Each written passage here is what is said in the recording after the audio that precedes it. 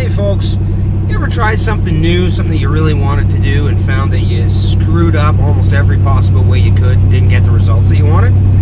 Don't worry about it. You're normal, okay? You have to mess things up before you can really learn them, in my opinion. So repetition's the mother of skill.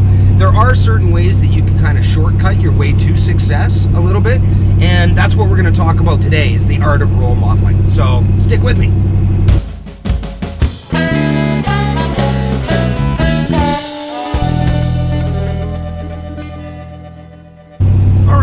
The art of role modeling. It's a simple concept that I used to teach most of my top salespeople. Whenever you begin a new endeavor, and it doesn't really matter what it is. It could be knitting or sewing. It could be outdoor survival skills. It could be cooking. It doesn't really matter what endeavor you're choosing to enter. There's a learning curve to absolutely everything. In your baking recipe, you're going to put a little bit too much of this and not enough of that, and it's not going to come out the way that you thought it was going to. These are all normal aspects of learning, making mistakes. Now, to kind of shortcut that a little bit, role modeling is the simple concept of finding somebody that is doing what you want to do, getting the results that you want to get, and then simply role modeling that person. Do exactly what it is that they do. One of the better ways that I have found in the past of finding role models is, it's quite simply like reaching out to people that are doing what I'd like to do and getting some phenomenal results. You don't always get a response. Some people are, a little too successful for that, or they don't have time, or they're not willing to share their secrets. And that's fine, but I've found that a lot of times if I needed to volunteer for somebody, volunteer some of my time, offer to lend assistance with something, put a little skin in the game for them, earn a bit of face time with them so that I can ask them some questions. Earlier this year, I had the good fortune to be able to meet Scott Hebert. He's a market gardener out of Chilliwack, British Columbia, Canada. And I got a chance to go to his farm, see his farm, had about an hour-long walk around with him. It's a fantastic video. I'll link that in the description and put it up here or here somewhere. I'll try and do that for the first time. But the point is that to me that was a way of role modeling. Okay, Scott's been market gardening now for 3 or 4 years. He really has his systems down pat. He's got his infrastructure all set up. He has all the right specialty tools, and he's played around with them enough to know how to use them. So for me to get a chance to spend time with an individual like that, so he's doing what I want to do and he's getting the results that I want to get, to be able to pick his brain and ask questions was absolutely invaluable. I've watched tons, on YouTube. I've bought the books. I've read those over and over again. And that's fine and dandy, right? You can read recipes. You can read how to sew. You can read how to fix an engine. You can read how to build a fire in the rain outside. But until you have a chance to do it and learn what the obstacles are, learn what the challenges are, what makes it difficult, where did you fail at? And if you have a role model, it's not just a matter of you trying again and trying again and trying again until you get that spark or until the bread comes out right. You can eliminate a lot of that repetition by using a role model. So if I am able to reach out to, say, a Scott Hebert,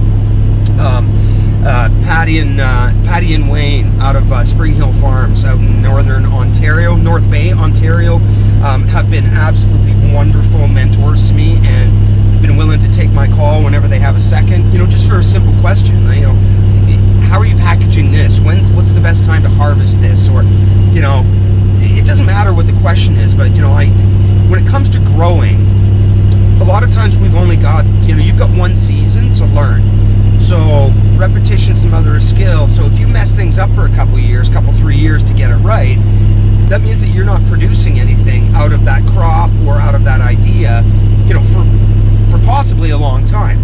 So by role modeling, making a couple of quick phone calls, doing some more investigative reading and watching, collaborating collaborating with other people that are getting the results that I want to get, it can cut down on the amount of times that I have to screw that up to get it right. So I think it's really important that it doesn't matter. It doesn't really matter what it is that you want to do. If you can find someone and build a relationship with them, and even if that means helping them out, carrying their groceries, or picking stuff up for them, or putting in a couple hours at their farm, or you do exactly what you have to do to earn the right to have some chit chats about things that concern you or things that you want to learn. It's just going to behoove you and speed up the process of whatever it is that you would like to master or get better at. I am extremely fortunate. When I started the markets 4 weeks ago, I didn't have a sniff. I didn't have a clue. And it showed, and I have made a lot of improvements. A lot of that was watching and absorbing from other people. Like people can be role models and they don't even know it. There's a farmers cooperation here, or cooperative, if you will. There's about 5 farms that work together about 45 minutes south of here, and they pay their staff a good living wage. They have a beautiful display. They've got a couple or 3 like custom tents with their name on it. They're at a whole bunch of markets. I don't have a personal relationship with them, but I can sit back and role model off of them just by what I like from what I see them doing, and then set up my my stand to look similar, or I can copy it. I can mimic it, mimicking success, if you will. So, but back to my point of me being fortunate, there's a couple of small growers around here that have been doing it for a long, long time. There's one just down from my house that's called the Market on 12. That's Highway 12 that comes through there. And Susanna, I've had a chance to meet her at these recent markets, and what a wonderful woman. I'm her competition. She's my competition. But I wanted to introduce myself, and I wanted to get to know her a little bit and ask questions. And what do you do about the cabbage butterflies? And when did you get those things planted to have those at market right now? And she has been nothing, but open to chit-chatting about it, which is, again, another thing that I absolutely respect about growers. They're very open people. So extremely cool. This upcoming week, I'm going to be going to her farm. I'm grabbing my camera. We're going to do a full tour, and I'm going to get to role model off of Susanna and ask her a bunch of questions. There's another gentleman, fresh from Paul's garden. He's a grower around here, maybe 20 minutes away from here. And him and I end up at a bunch of the same markets. And he's been extremely kind. Kind of, just come on, hey, do you mind if I give you advice? Not at all. Please tell me what I'm doing wrong, what I could do better. And he's given me a lot of little pointers, how to stack things up, or what to look for. Talk to me a lot about when he's starting things, when he's growing them, the big movers for him, where he finds his most profit. And this is something that this gentleman did not have to do. Like, I've literally been across from him at markets.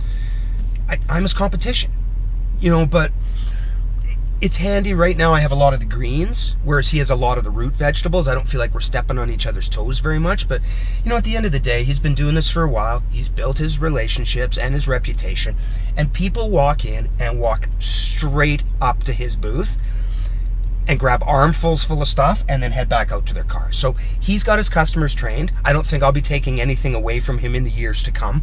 But I am going to be going out to Paul's farm as well. He said that's fine. I'll bring the camera. We'll get a chance to meet him, ask him a bunch of questions. So I'll wrap this up by saying I think it's normal to do things wrong when you first start them. That's not a big deal. To me, it's a bigger deal if you just keep banging your head up against the wall and you're not willing to take advice, you're not willing to ask advice or seek counsel from people that are doing it better than you.